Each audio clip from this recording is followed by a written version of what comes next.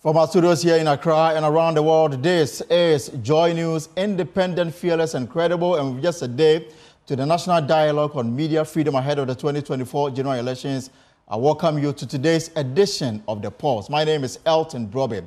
Now, this afternoon, we are live on DSTV channel 421, Gold TV 125, or our social media platforms and around the world at myjoyonline.com. This is your election headquarters, brought to you by Petrosol Platinum Energy, Energizing Dreams, the Chartered Institute of Management and Accountants, and the American Institute of Certified Public Accountants. Together, the Association of International Certified Professional Accountants, as well as Chalkboard Technologies, a convenient service, and Youth Bridge Foundation, bridging the gap for positive youth development. This is The Pulse here on Joy News with me, Elton Broben. Coming up, we have a conversation on the NDC this afternoon. The flag bearer, John Dramani Mahama, has criticized MPP flag bearer Dr. Mohamed Bawumia for disassociating himself from what he describes as the failure of the Akufo-Addo-led government, whilst being quick to take credit for its success. We've got that details coming your way this afternoon. Also, we've got a conversation with the Member of Parliament for Tamale South and former Minority Leader Haruna Iddrisu on the NDC's 2024 Manifesto. He was one of those that helped to draft it, and this afternoon we're going to get into it and also bring you a conversation around the party as part of our build-up to the 2024 general elections. The NDC will have their say today. We'll have an interview with the communication officer of the party, Sami Jemfi, also shortly here on the program on The Pulse. You're welcome back to The Pulse, and of course, you can join us with your comments, your contribution. We are live on all our social media platforms. We are live on X, formerly Twitter. We are live on Facebook, on YouTube, and of course, myjoyonline.com. My guest this afternoon is a former Minority Leader, Haruna Iddrisu, also the Member of Parliament for Tamale South. He was one of those that helped draft the NDC's 2024 Manifesto. But let's start off from Parliament, because tempers fled at the Assurances Committee sitting when Chairman of the committee, Samuel Okudzeto Ablakwa, clashed with the Minister for Works and Housing, Kojo, Oppong, Nkrumah. Samuel Okudzeto Ablakwa was questioning the minister on what he said was a poor attitude the government has shown towards dealing with sufferings of persons displaced by the spillage of the Akosombo Dam. But Kojo, Oppong, Nkrumah fought back, insisting that was not the case, leaving the two speaking at each other. Take a look. This is not a matter that we reduce to political football, deflection, obfuscation, red herrings, as you are trying to do today. It's been a year. People are living in distress. People are devastated. Fellow citizens, your contractors, after their late arrival, are even behind schedule. You are now looking at some 14-day window to go to the site. Clearly, we are not impressed. When will the first set of houses be ready? And when can we see a change in attitude? When can this committee see your ministry, your government, prioritizing the plight of victims of the VRA spillage? Chairman, I think we should also move away from this, may I say, posture, where we want to create the impression that some persons care and some persons don't care. You introduced the word sincerity into this conversation. Yes. If we are being sincere, you have been one of the persons who keeps whipping up this impression that somebody doesn't care. You will recall that when the military on ground was asked to move from one location to another as part of the exercise, you came out saying that the military had been asked to withdraw from the place. I'm glad that you have introduced that. Chairman, that was not sincere. I am glad that you have introduced that matter. Yes. What your government did, what the commander-in-chief asked them to do, was rather the insincerity. They were moving out. The commander told me, I was there, the Chairman, and your former Chairman, colleagues. That is not correct. We will not have a banter here. That is not correct. But for the record, and this is my committee. You don't come here and dictate. I'm the chair of this committee. You have asked me a question and I'm responding. And you introduced the word insincerity. And on the matter, I'm respectfully submitting to you that when you announced to the whole republic that the military had been asked to withdraw from the Volta region, Chairman, that wasn't sincere, because the military had not been asked to withdraw from the entire Volta region. They had been asked to move from one place to the other.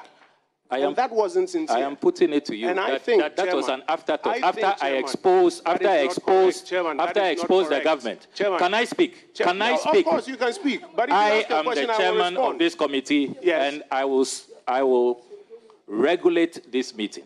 You have the right to. But if you put out a word that on the matter, I will respond, Chairman. On the matter of sincerity, I know what you are doing. You are trying to deflect. We will come back to housing. On the matter of the soldiers were moving out. They had packed and were leaving. I was with the TV3 crew. Talk to TV3. They broke the news. They spoke to the commanders. It was an afterthought. After there was an uproar, then the military PR put out a statement that they were moving to another location. Can I respond? So, can I respond? As a matter of fact, can I respond? They were moving out. The military movement is not the subject of this discussion. You have introduced the term insincerity. It is your government Chairman, that has been insincere. Can I respond, Chairman? Their response was insincere. Can I respond, Chairman? The soldiers were moving out. I was on a tour with TV3. They saw them moving out. They had packed bag and baggage and were moving out. The commanders on the floor that day told us that they were moving out. And I condemned that. And they did a U-turn and came back to that same location. If they were moving to another place, why didn't they go to wherever you say they were going to? They came back. Can I respond? You will respond when it is time for you to respond. That's not it. That's a conversation we can have. And I think we've legitimately gone through that. But if you choose to accuse me of insincerity, of introducing red herrings, of deflecting, that is not about the people. That is you accusing me. Of course, because we are not... But if you are accusing me, I must have a right to respond. You are introducing matters that are not before us, matters that you have your facts totally wrong. Which matters are these? The movement of the soldiers, you have... That was not before us. You introduced that. I have fact... No, are we discussing soldiers here? You introduced Are we discussing soldiers? Right, so we are back in the studios after that banter between the chairman of the Committee on Government Assurances in Parliament, Okudzeto Ablakwa, and of course the Minister for Works and Housing, Kojo Oppong Nkrumah. We'll bring you how this matter was resolved in subsequent bulletins. But with just 101 days, in fact, tomorrow is exactly 100 days to the December 7th general elections, the National Democratic Congress promises to reset Ghana's economy, alleviate economic hardship, and promote good governance in the 2024 manifesto. The party's flag bearer, John Dramani Mahama, promised to restore Ghana's economy through a series of measures, including a national economic dialogue, tax rationalization, and emergency measures to stabilize the Ghana cedi. He hopes to achieve this with a much-touted 24-hour economy program that aims to boost productivity, production, and employment opportunities. The party also promises to support small businesses, women entrepreneurs, and artisans through various programs and incentives. This afternoon, we will digest the document with a member who helped draft it. The Member of Parliament for Tamale South was also the former minority leader, Haruna Iddrisu, is my guest in the studio. Of course, you are welcome to share your thoughts with us via our social media platform, because we are live on Facebook, we are live on X, we are live on YouTube, and of course, myjoyonline.com, as we try to understand what exactly is behind the NDC's push to reset Ghana. And of course, one of those who helped draft the document is my guest in the studio, Haruna Iddrisu. Haruna, you're welcome. Yeah, thank you very much, Evans. Elton. You see, thank you very much, Elton, for the opportunity. I'm here to shed light. But just 1 minute, what happened? What just happened between Okudzeto, Ablakwa, and Kojo Oppong Nkrumah? Is it normal? That's Parliament for you. I've always insisted that Parliament is a forum where we should vent right and wrong. But right should always prevail, not partisanship. The chair of the committee and the minister owe some fiduciary responsibility to the people of Ghana. We are all holding public office. We are accountable to it. But a committee of parliament, as you are aware with your long years of practice in parliament, is akin to the High Court. Its powers is akin to that of a High Court. It's important that ministers are held accountable to the people through Parliament's committee. And the effectiveness of Parliament itself as an institution hinges very strongly on the effectiveness of his committee, particularly for the Government Assurance Committee, a very important committee where ministers must adequately and honestly account for what they can do, what they cannot do, and what their constraints will be. I'm sure it will resolve itself. The minister has to respect the chair, and the chair has to respect the minister. Now let's talk about the NDC's manifesto, and then I'm curious to know what exactly is there to undergo resetting. Elton, maybe you are like many others who have failed to ask the momentous question, what is the state of Ghana? What is the knell of our republic? It's a country in crisis, admittedly even by the President of the Republic, President Nana Addo Dankwa Akufo-Addo, and his running mate, now torchbearer for the MPP, Dr. Mahmoud Bawumia. They all admit, they cannot deny it, that our country is in a state of crisis. In a state of crisis, do you upgrade? Do you upgrade unemployment? Do you upgrade cost of living crisis? Do you upgrade cost of doing business? Do you upgrade the growing unemployment and the growing hopelessness in our country? Certainly not. You reset. So President John Dramani Mahama was setting the tone that I come to this office, I come launching this successful manifesto of the NDC, thanks to Professor Dansu Boafu and his team, Nano Oyelita and all our colleagues who made various contributions and the committees. President Mahama is saying that I come to work on resetting 4 aspects of our national life. And what are these? One, to reset the economy. What is wrong with the economy?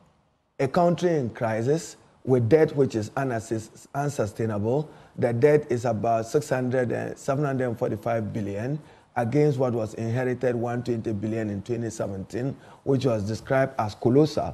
Now you have inflation which even galloped to 54%, now coming to 23 and coming down. You have the cost of doing business being at its highest epic in our nation's history. The cost of living, worst crisis ever in our country's history. You only can reset. So President Mahama was punctuating what he is seeking to do, one with his economic stimulus of a 24-hour economy. There were those who said that he cannot legislate about 24-hour economy, including Dr. Mahmoud Bawumia. That appeared to me that he probably ought to have read more. What you need to legislate is the Labor Act, Act 815, if I get it wrong. You need legislation so that if working hours is from 8:30 a.m. to 4:30 p.m., you will have a shift where from 4:30 p.m. you have additional 8 hours, and you can have 8 hours. So at least it's already happening. I mean, some companies are running 24-hour. Company, please. Yes. It starts with the reset of the public sector. The public sector must lead in providing it. I mean, security agencies must be available to protect the security of businesses who want to be able to do business. And President Mahama further announced that he will provide incentives for the private sector to partner him to grow the economy. Like what exactly? First of all, I come specific.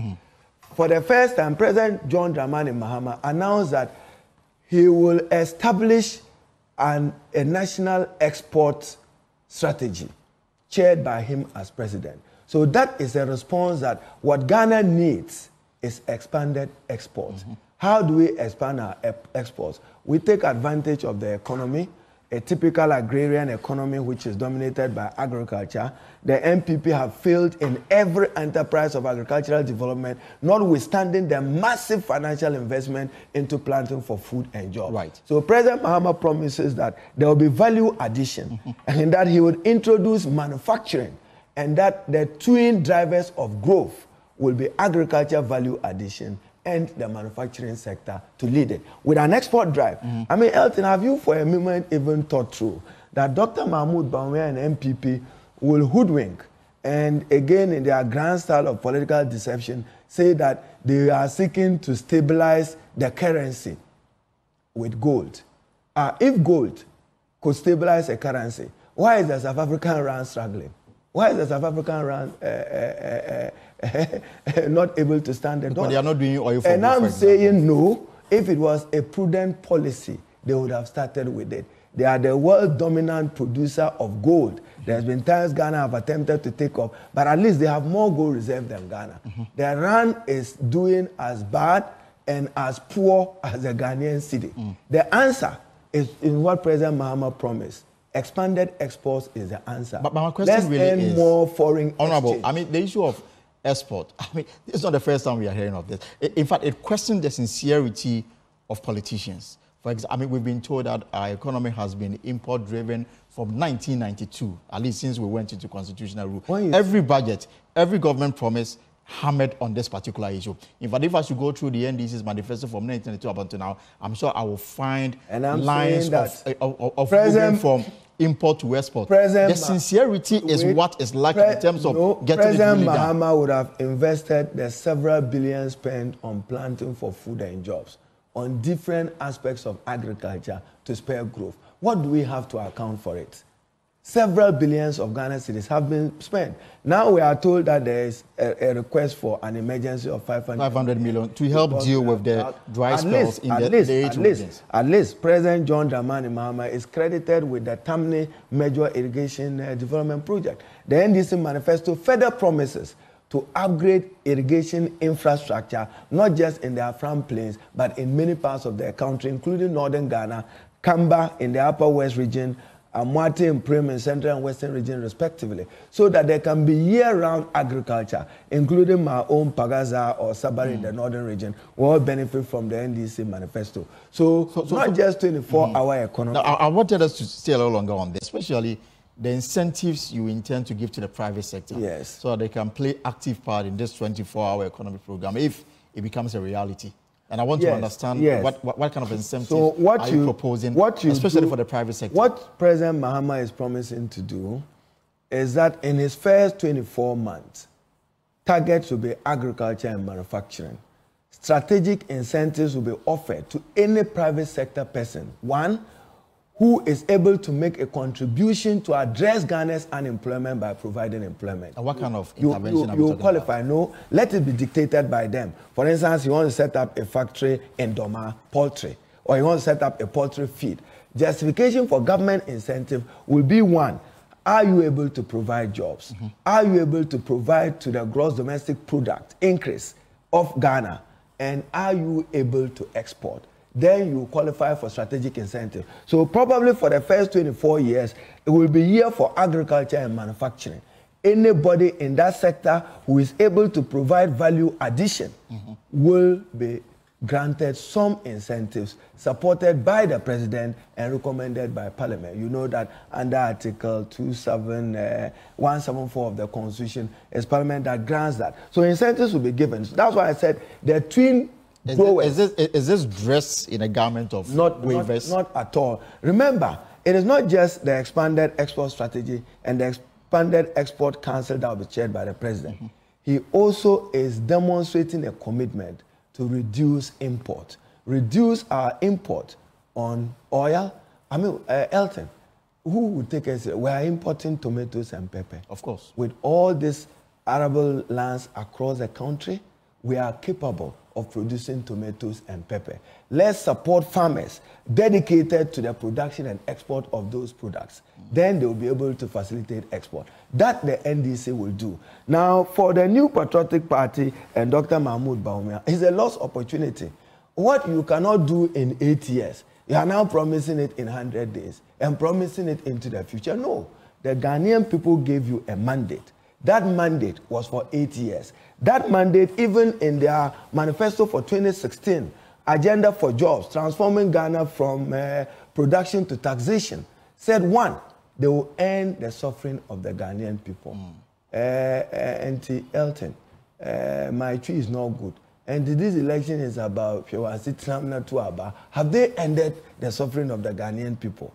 Let Ghanaians judge them. It is not for them to say that President Mahama should not say reset. If he says upgrade, you cannot come and upgrade hardship. You cannot come and upgrade inflation, which is already high. You cannot come and upgrade the poor performance of the economy. You cannot upgrade unsustainable debt. He's always insisted on the fact that as vice president, I mean, he is now bidding to lead a party. Yes. He will have his own program. Yes. What is happening up here may be under the direction and the authority of President Akufo-Addo. But he has made it clear that, I mean, he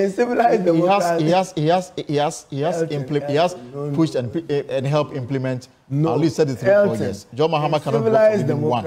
If you are part of a government which is failing and you have honor, you quit. You don't wait and say that you want to fix your own problem. It's like a baby swimming. Who else must clean the baby? The mother. So the NDC is promising as a mother to come and clean over their baby associated filth. And they know that they have created filth. What is it that they want to do again that they have not had opportunity to do? Infrastructure. And we are saying, and Elton, you heard it on the lips of President John Dramani Mahama, and it's biblical, to whom much is given, much is expected. You got over 500 billion additional money. The Bank of Ghana, 50+ billion added to it. Growth in revenue. You inherited ESLA, which is generating billions of Ghana cedis to you. So they have no reason to fail. And they have no reason to have plunged this country into the crisis that we are. They keep campaigning on Dumso. You know that Dr. Mahmoud Bawumia himself had announced that Dumso had been brought to an end. This was not the first time. You remember my days of Edumdumadum Dumbejai. We had this 10-year cycle of it. But at least in terms of generation, with all the money the New Patriotic Party government has made, how much have they added to Ghana's generational capacity in terms of strengthening our energy sector? You are talking about Gridco and others. That's about distribution. You know the scandal associated with PDS and ECG. Today, as we speak today, ECG owes Ghana Gas. They are not paying. And you know, I'm minded to share a Dagomba proverb with you. It is upon the depth of the thought that you see its true size. But Honorable, they will tell you that even though they've not added, they may not have added to the national demand, yes, or the installed capacity. Yes. They may not have done so. Yes. They will tell you that in the last 8 years, we've not experienced doom so as we did. Because they inherited 4 years. They inherited a country very severe. They inherited a country where provision had adequately been made to address our generational needs. Theirs was just to improve distribution. How come that they are celebrating that they have taken Ameri to Kumasi?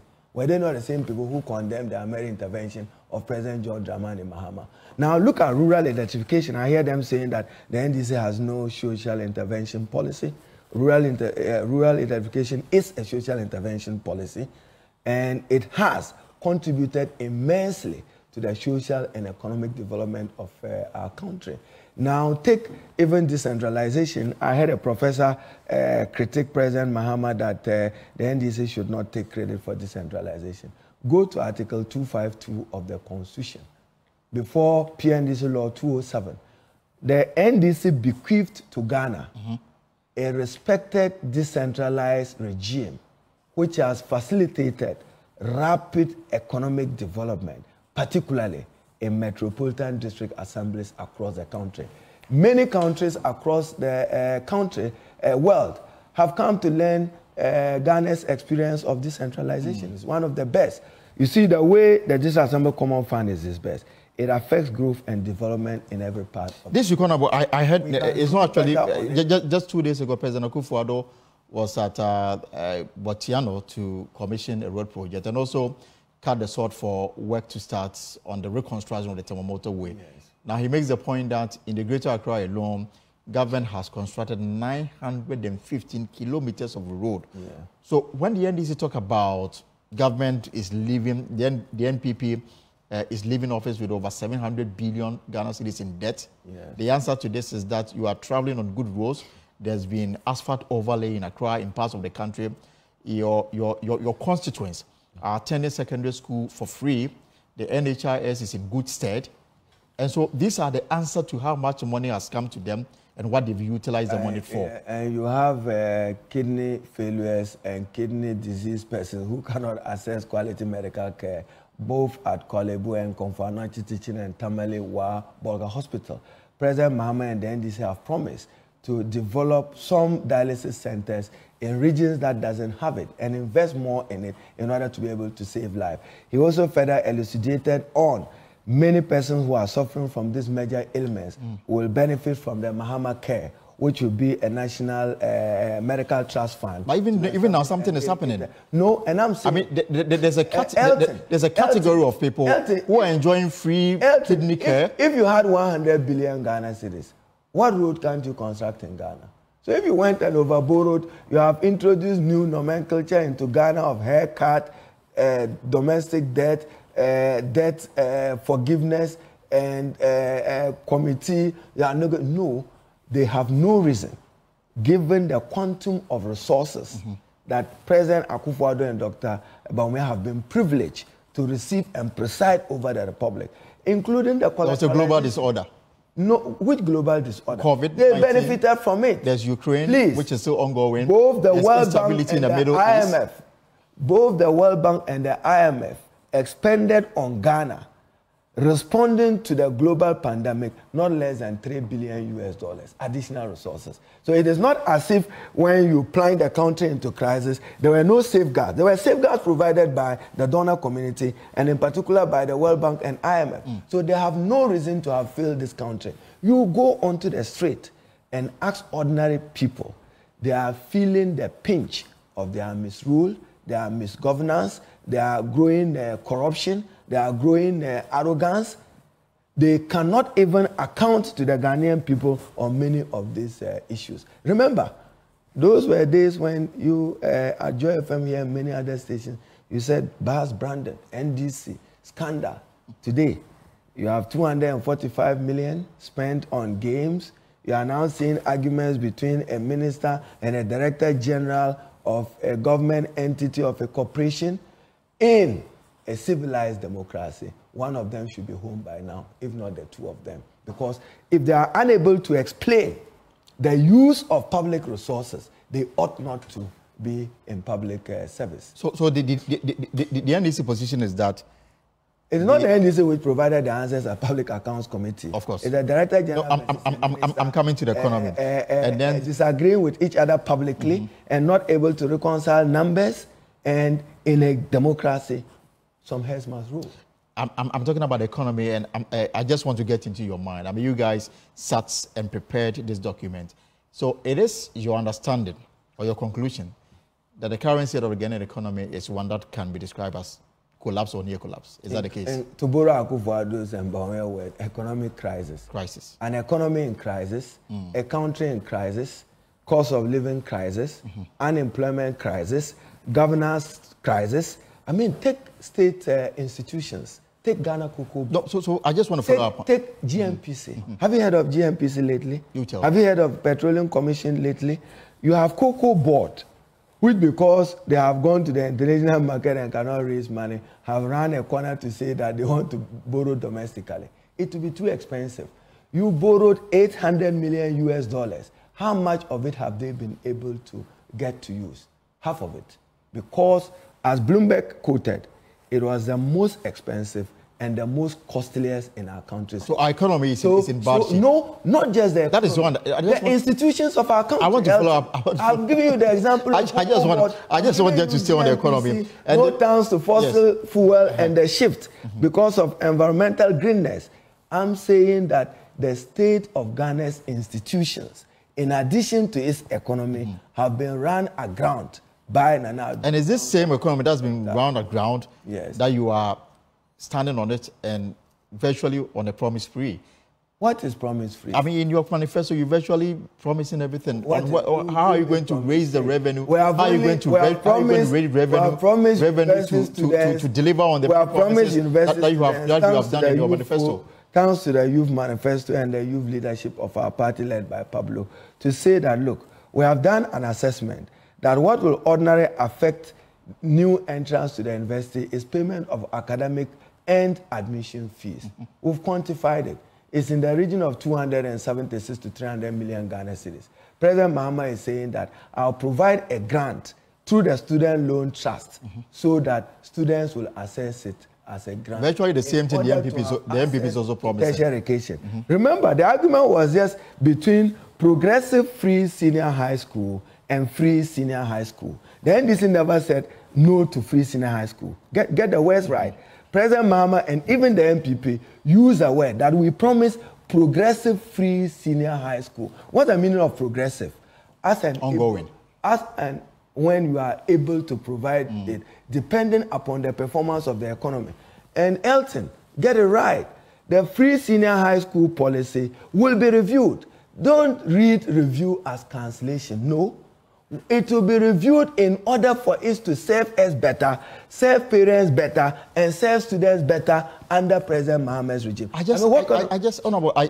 I land with this? Okay, land with, because I want to. Have you read the directive principles of state policy? I've seen ministers criticize President Mahama that he says, I will continue Agenda 111. When he comes, he will continue Tamamoto Way, which has been initiated. He will continue construction of school block. President Mahama will uphold and respect the constitution he has sworn.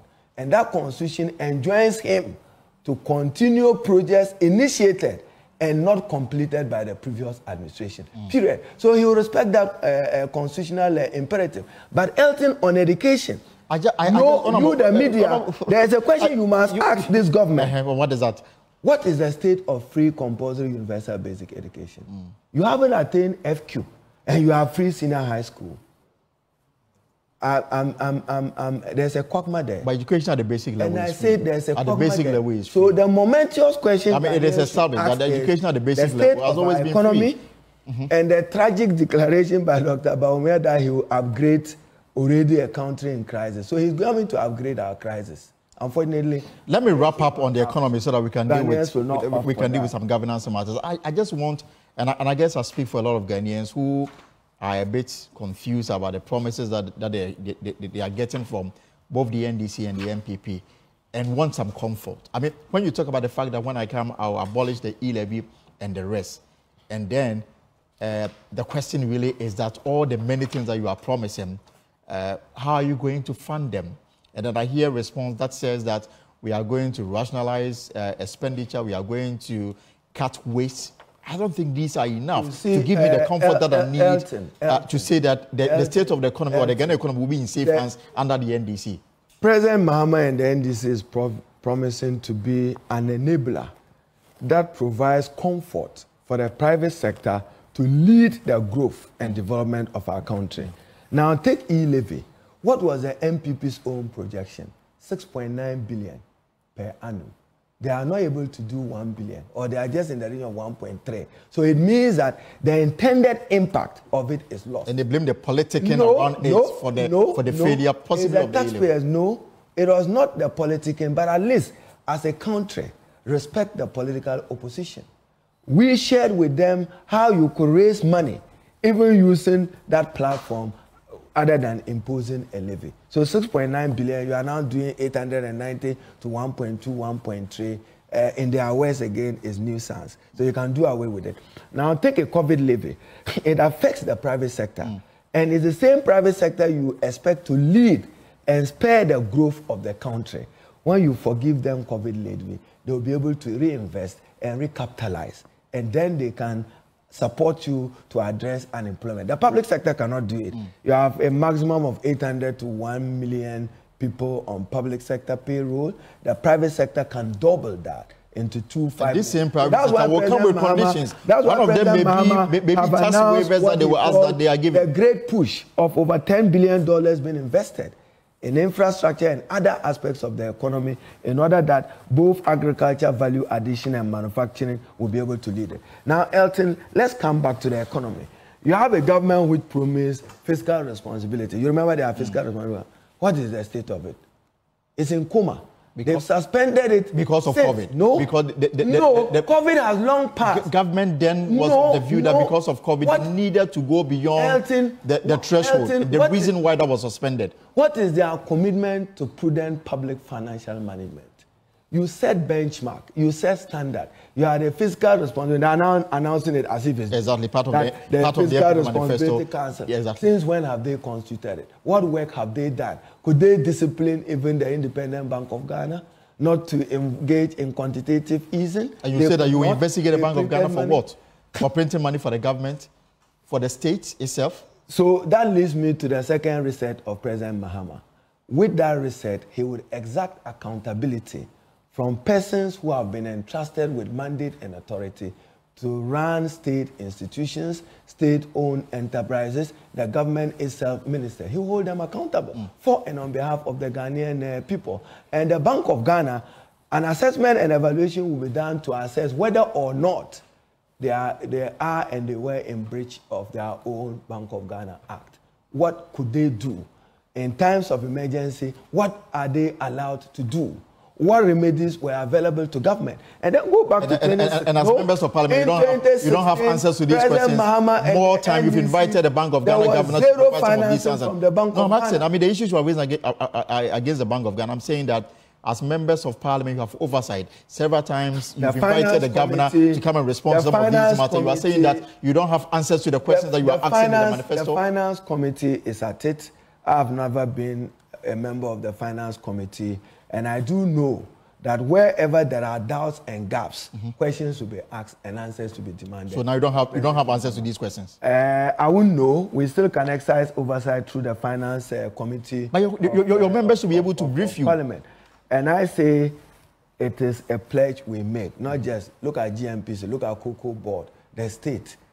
What kind of country do we want? Is this what you want? So President Mahama will reset Ghana by subjecting and evaluating the performance of ministries, departments, and agencies, how much they very well optimally utilize the resources that were allocated to them, and maybe looking for gaps that are related to graft and corruption or economic crime. So you've been a minister, first minister for communication, minister for trade and industry, and then minister for employment, minority leader. You've been a youth leader of the NDC. You understand the workings of party and government. Now, when your flag bearer says that I will employ not more than 60 ministers, but Mia says 50, realistically, will this work? So, no, I mean, are you relying on your experience in government and in party? And in fact, President Mahama has taxed the party and some individuals. I don't know if he has formally gotten to him,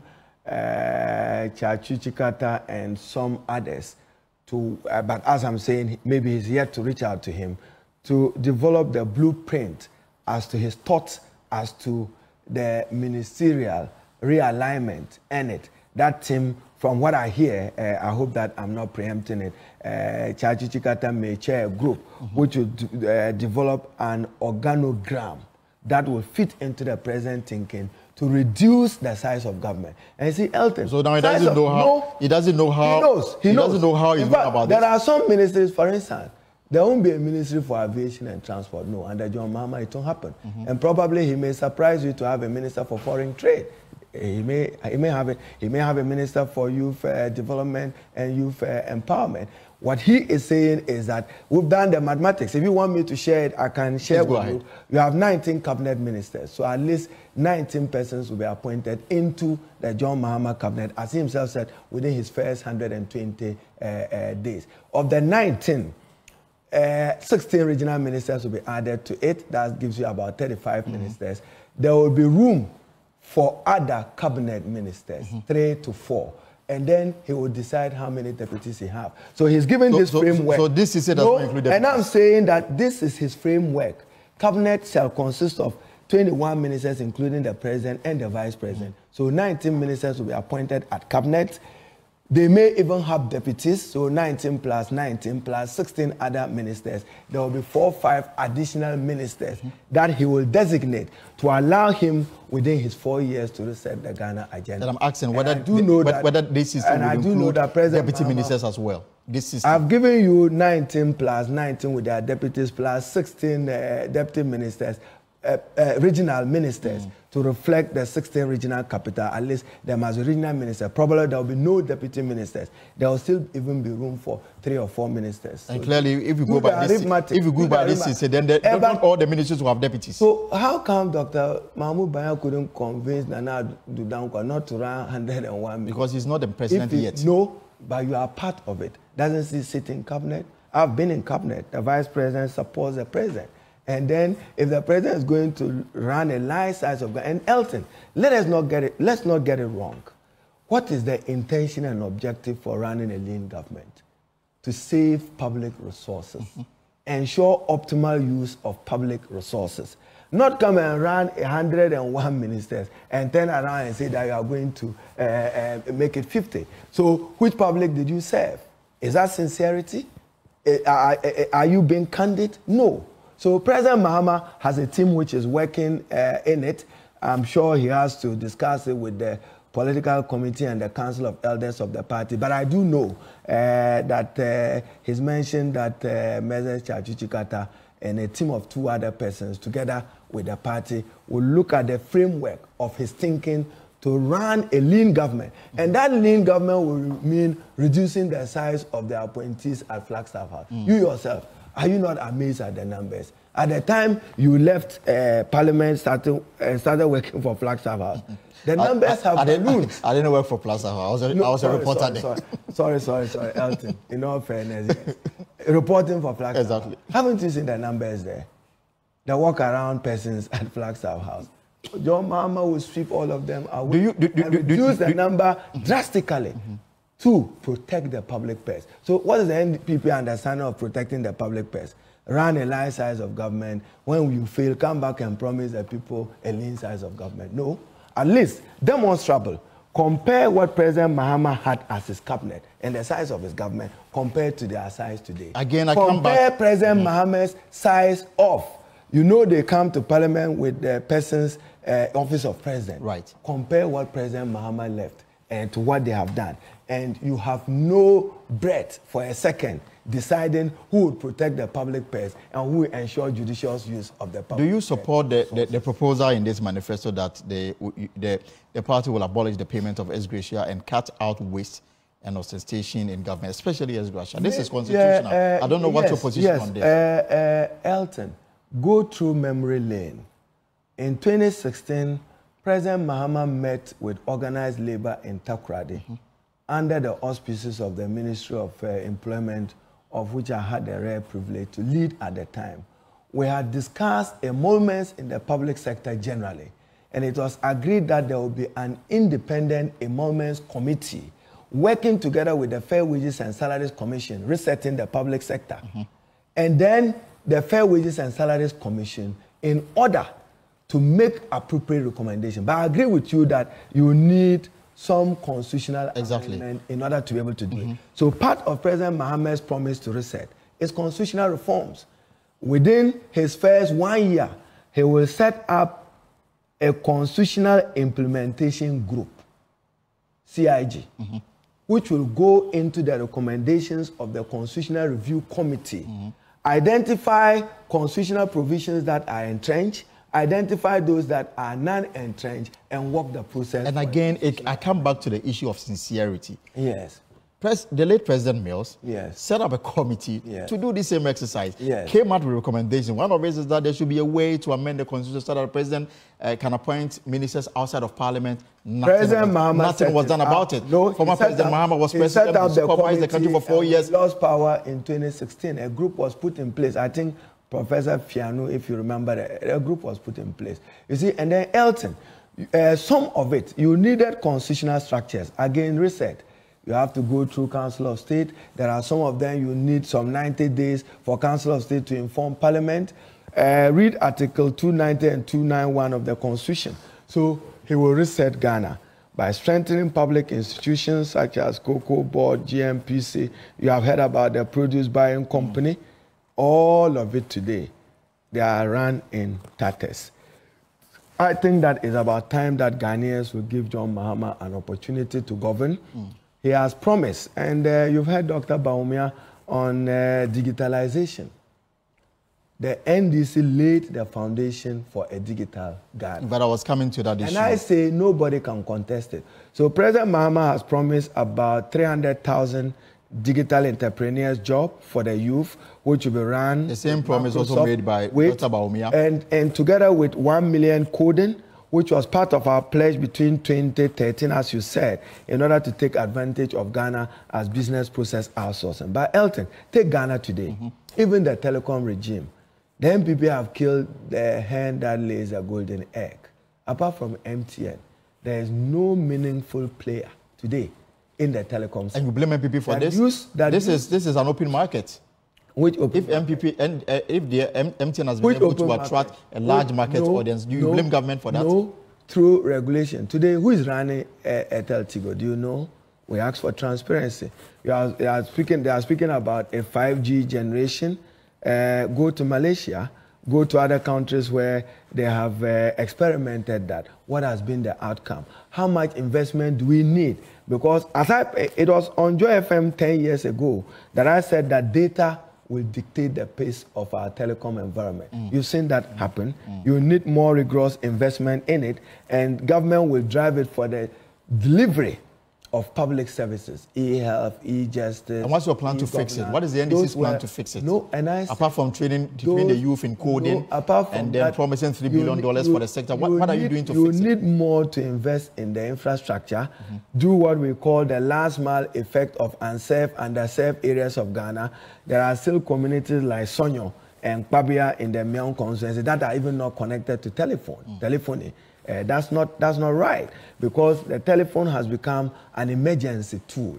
Imagine a pregnant woman wanting to access medical care may depend upon the availability and presence of the telephone. So at least the foundation was laid. Even the word interoperability, remember, how did it emanate? If you didn't have mobile network interoperability, could you have mobile money interoperability? Common, basic. I mean, there was an infrastructure in place. We've had the Bank of Ghana now playing a new role in that respect. And then you've seen them talk about financial sector cleanup, and Dr. Bawumia is saying that President Mahama must read. I'll come back to this studio with a graphic headline, daily graphic. I hope they are listening to me. They should produce it. Business persons had asked to meet President Nana Addo Dankwa with a pledge that if they got 500 million, they will be able to save the life of those financiers. Yet some got more than that and used the money for other things. No, they were turned away. And I said this was daily graphic report. And I'm saying that according to the Vice President, some of the bank, the different bank, got more than even the 500 million Ghana cedis and decided to use the money for other things rather than investing it in the bank. I don't support anybody who takes public money and that somebody's in prison for that. And I say I don't support it. The law should deal effectively with those category of people. But I'm saying that Ghana needs to relook at its investment in the digital sector. You have one dominant player, you have one market significant player. The regulator, today the minister is more or less a minister and the regulator. Where does that happen? So you have a telecom regime which is solely now dependent on one service provider. And I think that it's important that we find ways to deal, because that will dictate how we deal with other... Let me run this by you. And it's a concern for a lot of people. I mean, among the many things that the flagbearer of the party, John Mahama, wants to do if elected in December, Number 13 says that he will institute inquiries or forensic audit into the following matters of public interest: the collapse of indigenous banks, the cleanup, illegal printing of money, the $58 million National Cathedral scandal, illegal and inflated single-source contract, COVID-19 expenditure scandal, PDS, a Japan ambulance spare parts deal, 13th African Games, SkyTrain, Pualugu, and the rest. I mean, when you read through all of this, and are you really looking for power to go after for the sake of victimization or witch hunting? You know the persona of President John Dramani Mahama. Exacting accountability he will do for and on behalf of the Ghanaian people. He will hold persons and institutions accountable to their mandate and resources made available to them. But these are all matters in the public domain, for which answers have not been found. To nagging questions, he would find answers through an investigation of a forensic audit in order to verify the truth or otherwise of many of these issues which are in the public light. And we need to make corruption a high-risk activity as a country. The manifesto have promised to strengthen the oversight responsibility of Parliament. You've known my position on this. I think that the Parliament of Ghana have not served the public interest well. Why do you say so? In the exercise of its oversight, we've reduced it to partisanship and not being thorough and raising questions on value for money and for scrutiny. And then Elton, sole sourcing of contracts. You saw them in their agenda for positive change when they promised that sole sourcing will be rarely and sparingly used. Now we have been told that in other sectors of the economy, as much as 87% went through sole sourcing. That will not guarantee value for money for the tax. But it's also, sole sourcing is also part, is also in the law. It's within the law, it's but the law. you get my words, use rarely and sparingly for emergencies and to address emergencies, but not every other day. I mean, look at Ekpalugu, $1,948 million US. The president goes to cut a sword, $12 million have been spent. When you go there, you see firewood, some firewood lying, crying for attention of fire. If you want to light it to chase some rats or rabbits in that area, you probably will be free to do that. So what is the sincerity again in that? And then Elton, one of the things we are not even holding the MPP accountable is the cost overrun of projects that have suffered as a result of debt exchange, be it external or domestic. Many projects would have cost Ghana $200 million, is now likely to be $250 to $300 million. Their recklessness and irresponsibility is. And so you are going after all of these people? No, I'm just saying. Cost overrun. That's a lot of time you devote to investigate your political opponents of using that time to work and deliver on the public good. That's not a primary objective for which Excellency John Dramani Mahama is seeking re-election.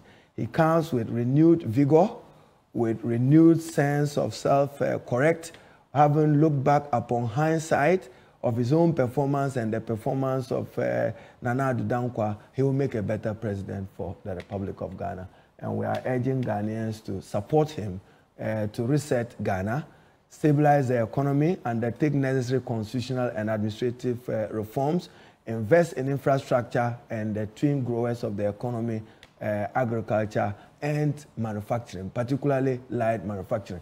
Unemployment, Elton, in 2016, January 2017, was hovering around 7.8%. Today it's 14%. President John Dramani Mahama and the NDC describe it as a ticking time bomb, a national security crisis, very eminent. What do? The public sector, if it is not expanded, cannot absorb it. You need to grow the private sector to partner government to be able to do with it. So you see them all talking about, Dr. Bawumia talking about the private sector.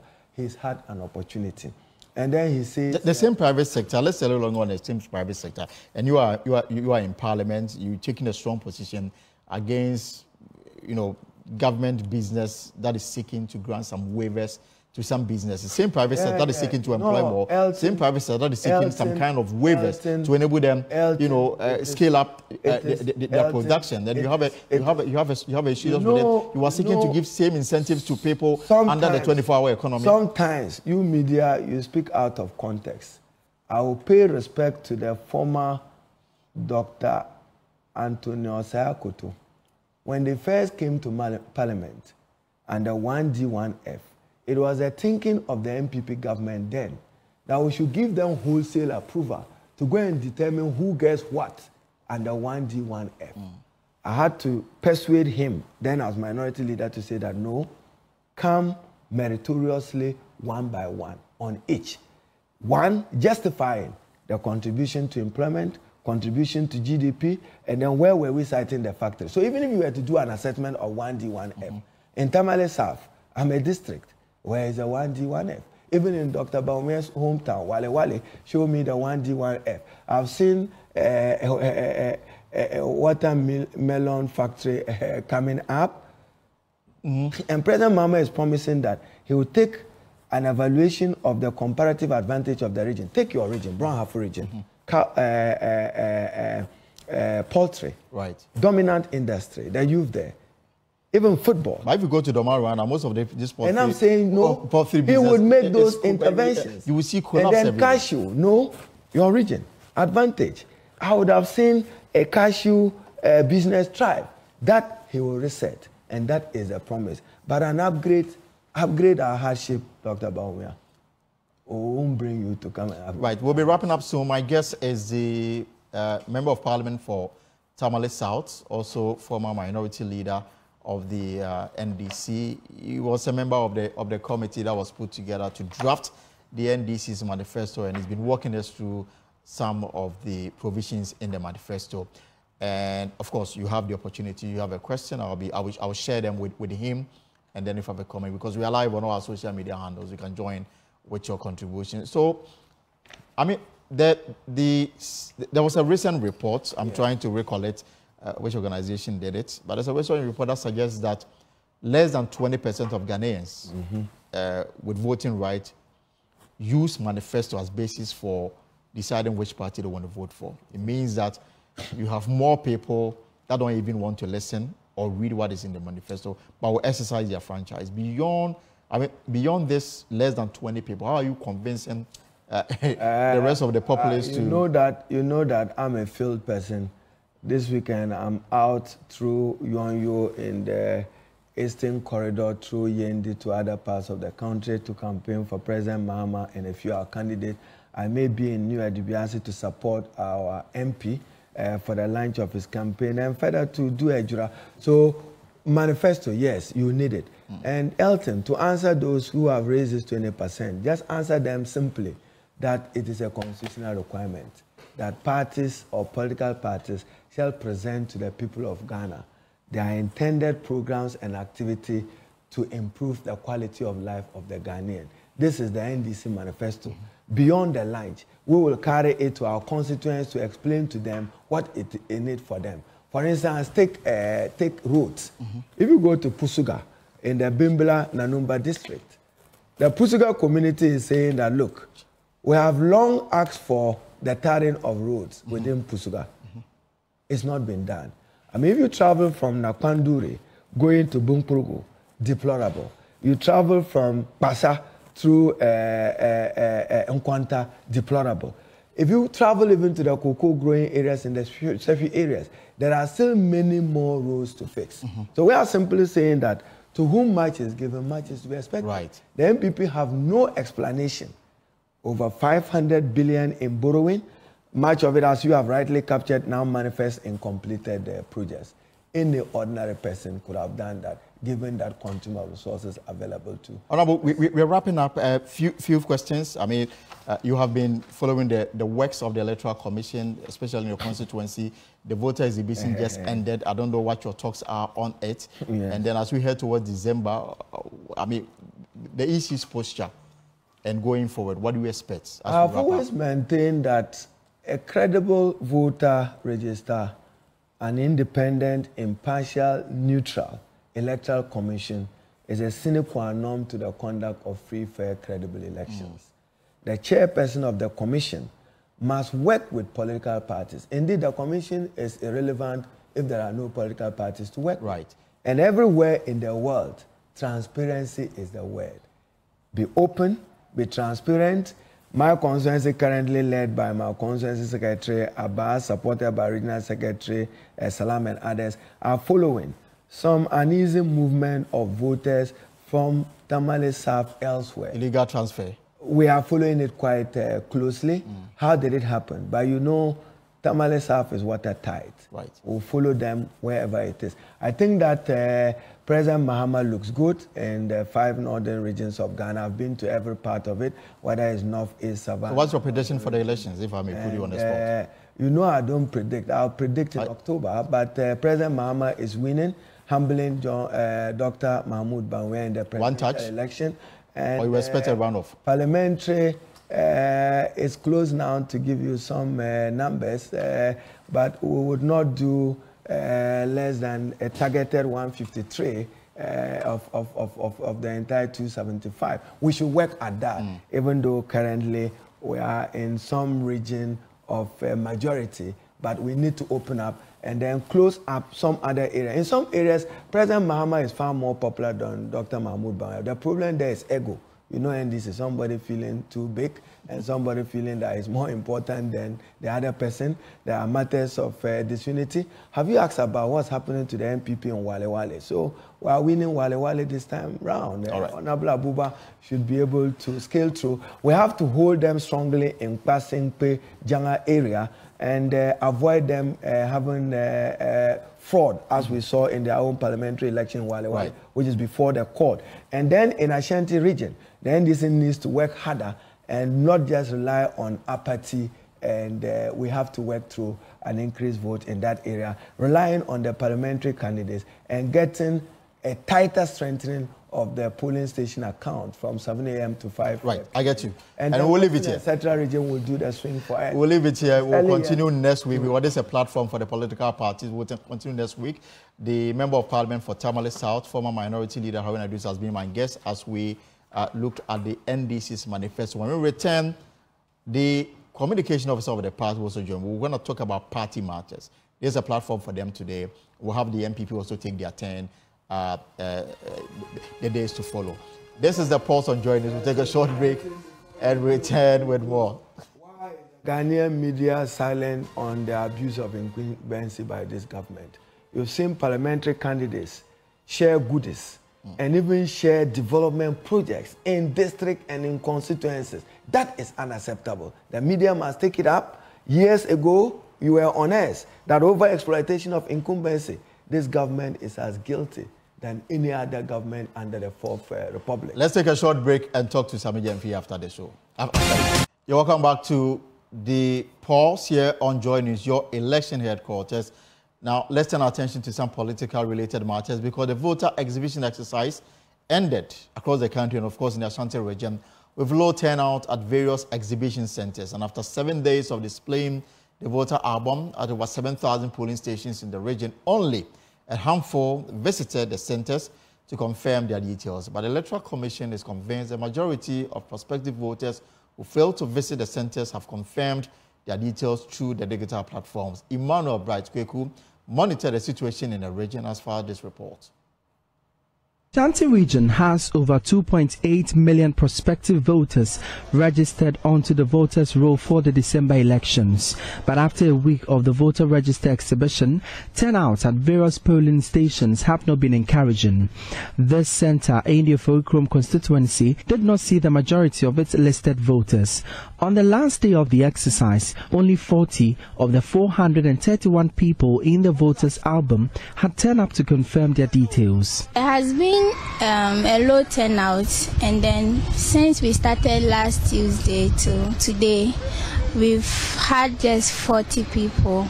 We were expecting 431 people to come. Most of them be checking our phones. Some people claim to be using the short codes to confirm their detail, but others are adamant on visiting the center to confirm their details. As election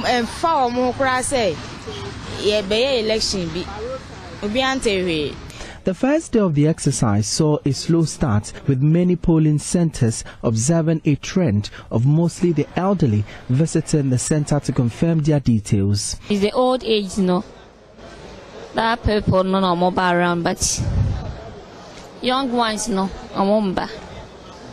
From mine is from 60 upwards, 4 female and 2 male. The Electoral Commission anticipated an improved attendance by the close of the exercise, but many prospective voters attributed their unavailability to busy work schedules and confirming their details through the online platforms. Francis Oseinsia is the Ashanti Regional Director of the Electoral Commission. Our target is to make sure that we have a credible register where those who are there supposed to be there, and if you think that somebody is not supposed to be there, we will also take him or her out. So that when we are going to the election on December 7, then we believe that the register is credible, the register is clean, and everything there, everybody who is there is qualifies to vote. For now, we crossed 7,000, but to give, because some of them are split centers, so at least we are working around 7,030 or 7,080. But we will get, Commission has a way of splitting and merging. So after this exercise, they will give us figures that you are going to use for the December 7 elections. For Joy News, my name is Emmanuel Bright-Kweku. Right, so the Christian Mothers Association of Ghana is training 20 representatives from each Catholic diocese to serve as election observers across the country. The Women NGO of the Catholic Church seeks to educate and empower women to promote awareness and active participation in the upcoming 2024 general elections. National President of the Christian Mothers Association of Ghana, Haruna Iddrisu, has emphasized the organization's commitment to be socially responsible in Ghana. She highlighted efforts to training members to serve as committee members, engage in politics, and develop various professional skills to contribute to national development. According to her, the association is spearheading the training of members to serve as election observers across the country. For 85 years, the Christian Mothers Association has been a beacon of light and faith in Ghana. Today, the Christian Mothers Association continues to serve as a vital force for the good of Ghana. Our work of fostering Christian values, empowering women, we have with God's strength to be able to make an impact in our communities through charitable works and social initiatives that uplift the vulnerable and the marginalized. Looking to the future, as we look forward to the future, we are committed to raising a generation of women and men who are rooted in faith, bold in leadership, and passionate about service. Madam Mother Iddrisu spoke at the launch of the 85th anniversary celebration of the Christian Mothers Association. She highlighted some challenges faced by the association and called for support to achieve goals. Member of Parliament for Techima North, Elizabeth Ofosuejare, emphasized the vital role of the Christian mothers in the local economy. She also highlighted their efforts in empowering women through training programs in soap making, beads making, and shea nut processing, which have contributed to reducing unemployment. Christian mothers have invited one of their own. I became a Christian mother 20 years ago next year. And so, whilst we are celebrating our 85th anniversary of Christian mothers present in Ghana, I'm also celebrating my 20th anniversary as a Christian mother. We are taking a reflection of how far God has brought us. What we did in the past in empowering women socially, economically, and even politically. And what we are doing right now, we know that because of modernization, things have changed. Christian mothers have been doing this already. We train people in shea making, in tie and dye, in beads making, and more. Going forward, we will scale up some of these things to make it more economically viable. And so Christian mothers will continue our role in helping the society economically, socially, and politically. And now we are even going to encourage our young people to take political roles very seriously. Because if we don't take the decision, people will take it for us. And people who will take it for us may not take it their way that will help Christ. And so we're even going to encourage our young people the more. Like I was encouraged and now I'm here. So it is my responsibility, in addition to all the people already in the political space, to nurture our children to also take a political appointment, because I think that is good, especially our women. It's our election year peace. May the peace of God reign on 7th December 2024. By the grace of God, the NDC is winning this 2024 election. And we are getting a majority in Parliament, and I'll be part of that majority. David Opoku's report for Joy News. Now let's move away from the election headquarters and talk about the climate, because the small fishing town of Anlo Beach in the western region, once bustling with life, now faces an uncertain future as rising sea levels is claiming homes and schools. Enjoy News' latest episode of our climate-focused series on vanishing shores, Abiu Koku Mauto takes us to the Anlo community grappling with the devastating impact of the tidal waves. 52-year-old Kennedy Atipo is an inland fisherman and a community leader in Anlo Beach. Like him, many of the elders in this town have their basic education in the Anlo Beach Methodist Primary School. We do play volley and football inside here. When it is time of game, the athletics, we do all here. This school has been raised down by rising sea tides. The over 500 students have been moved into makeshift structures put up by the community members. This school in which we are now it is in the middle of the town. There's other houses up front there. Those houses in the sea now. And then from there, you walk through a thick coconut plantation before you walk on the sandbar and then to the shore. Like many coastal towns, Anglo Beach, originally known as Simakeji in the western region, suffers from rising sea levels. This town, which used to be a cradle of fishing activities, is now a pale shadow of its former self. The last high tide happened 4 months ago and carried with it many homes and key community structures, including the school, which was built in the 1950s by the community members themselves. Now, the children have to walk between 10 to 20 minutes to the makeshift school, which in itself has a myriad of issues. They have no cement in the classroom, so if teacher is teaching, when you have closed, we'll all be dirty. When I come to school, if I am learning, the JHS people, they disturb me. So if the teacher is saying that thing, I can't hear it. Robert Ansa has been teaching at the school for over 13 years. When I came here 2010 and I started teaching, the school is in order. Every structure is there. We even have this caging there. So everything was normal. Classroom, we have our teaching and learning materials, everything, we paste. But when we came here, the place is open, uncompleted. Where do you use, it must be classroom printed material or print-rich materials, but you don't have them. Grace Senanu, a fishmonger, has 2 young boys, both of whom used to attend the Anglo Beach Methodist Primary School. She is thankful that the destruction of the school happened at night, but cannot hide her grief.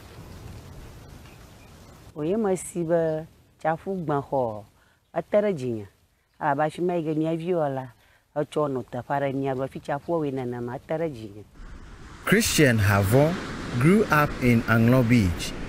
He attended the Methodist Primary School, and his child is there now. His voice echoes the plea of the entire community.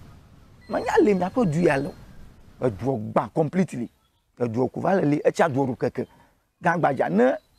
For example, Christmas time,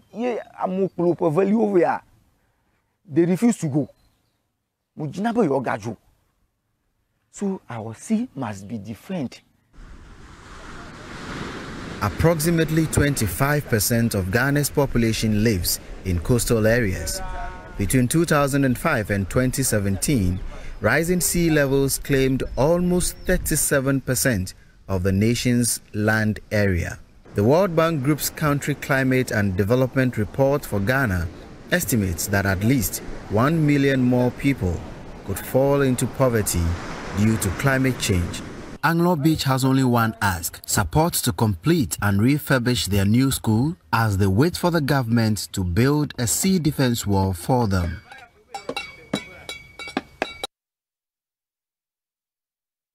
Now let's talk about the ongoing West Africa Senior School Certificate Examination.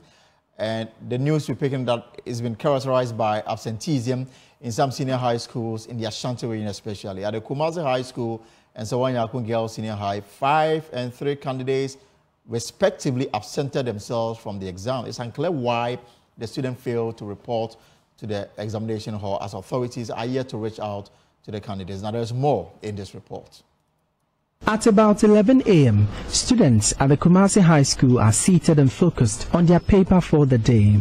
Over 1,100 students are sitting the exam for the various programs at the school, but 5 candidates of the school failed to take the core subjects paper on Monday. Oppong Amin is the school's assistant headmaster in charge of academics.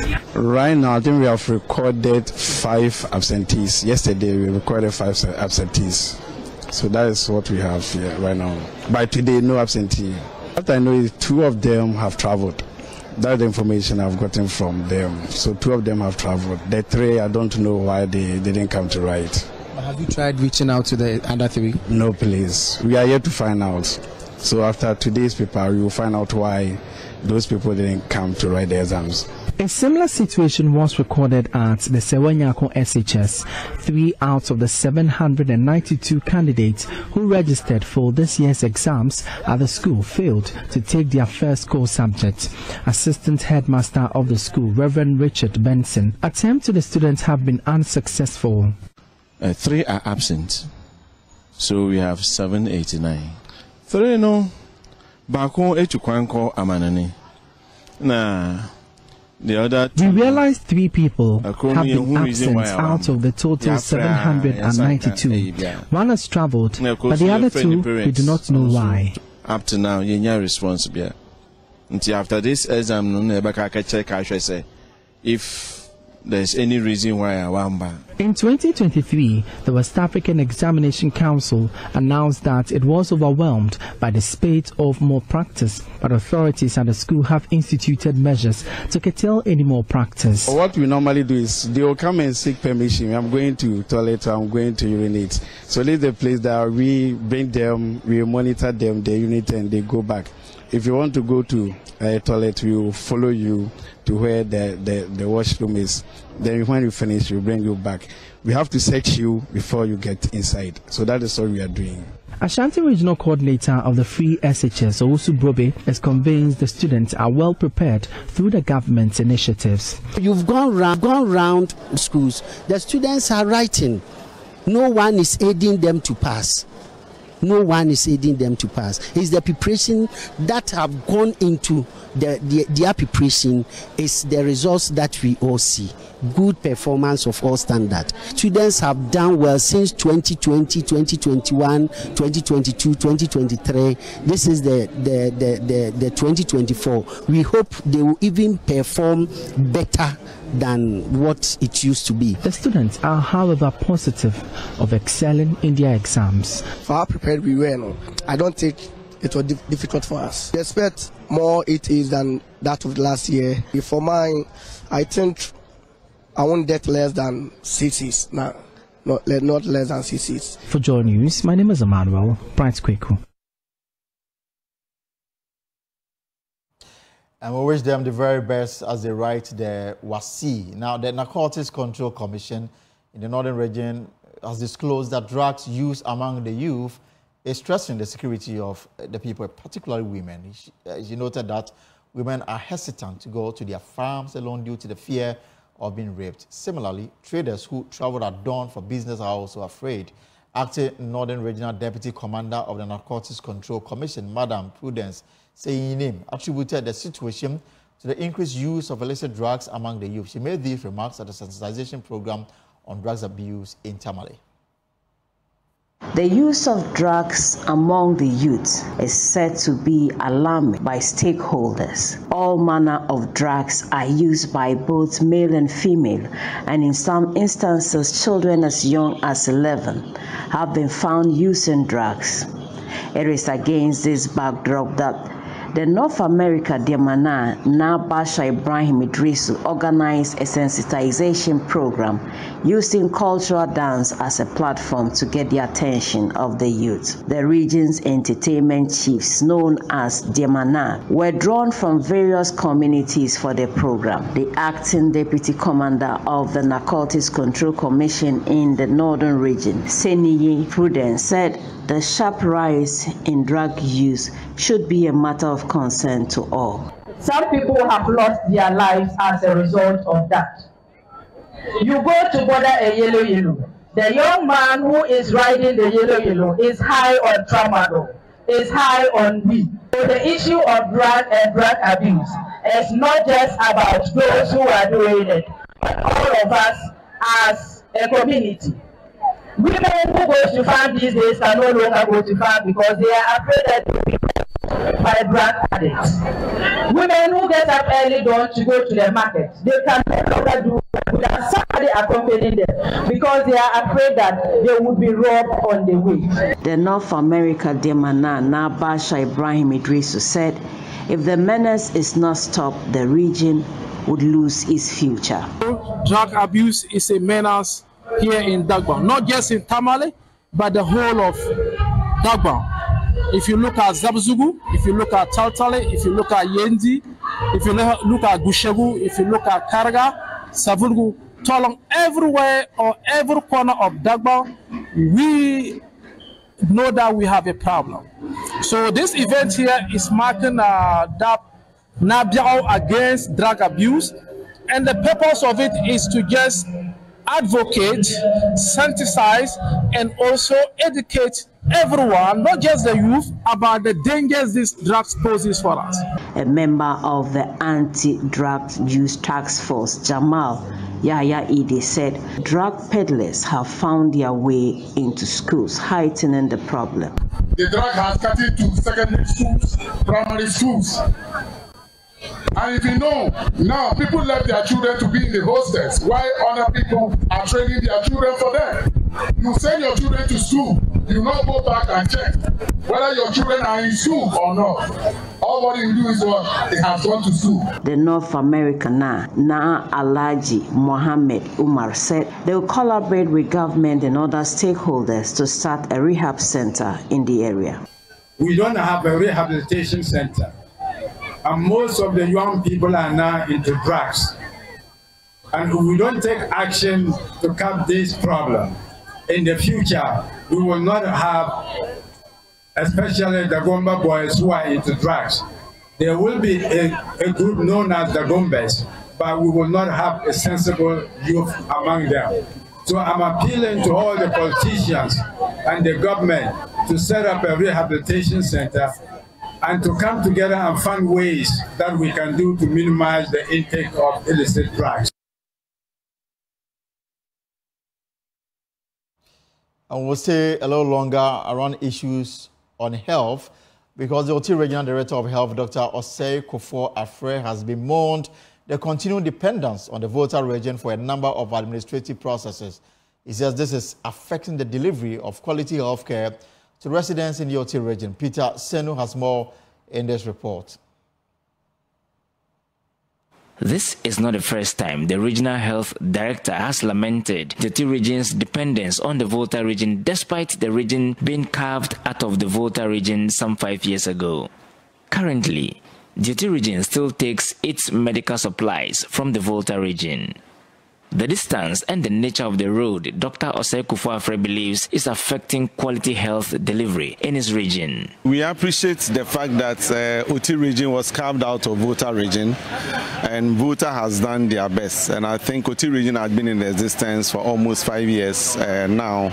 And we believe that it's time that we are able to manage our own issues. So one of the issues affecting our healthcare delivery is availability of commodities, simply because we don't have a regional medical store, which we are fighting hard to get it. So currently we are still using the Volta regional medical stores, and sharing that stores with the Volta region is becoming a huge problem for us because my people have to travel longer distances to go and pick commodities and all those things. So we believe that if we are able to get our own regional medical stores, then we can stock our stores with the commodities that we need, which will make it easily available for the health workers to use to save more lives. One of the issues, again, of concern to the Regional Health Director is teenage pregnancy, for which Karachi West Municipality is leading. Dr. Afre wants adults to rather allow teenage girls focus on their education. Girl child education has taken a center stage in the world right now, that we expect all our adolescents to be in school, to be learning, to become better citizens for every country. But it is becoming a worry that for Karachi West, we still see increasing adolescent or teenage pregnancy, as we commonly term it, and they are doing about 14.9, which is so high for us. So we have identified that, and it seems consistently for about 2 or 3 years it's been like that. So I'm putting together a team to do a little bit of investigation to find out what are the factors contributing to this. There's cultural factors, environmental factors, and that. But through this, we are appealing with parents that at least they should give attention to their wards, because most of the pregnancies that we are having is not coming from the peers. It's coming from older men who are impregnating the young girls. So we are pleading that parents and traditional authorities should pick this thing up, as we also investigate deeply into it, so that we'll be able to curb this menace, and the girl child will have the free mind and opportunity to also advance their education to become better citizens for the country. Peter Sanu for Joy News. Well, that's our show for today. For more stories, log on to our website, myjoyonline.com. Stores on myjoyonline.com.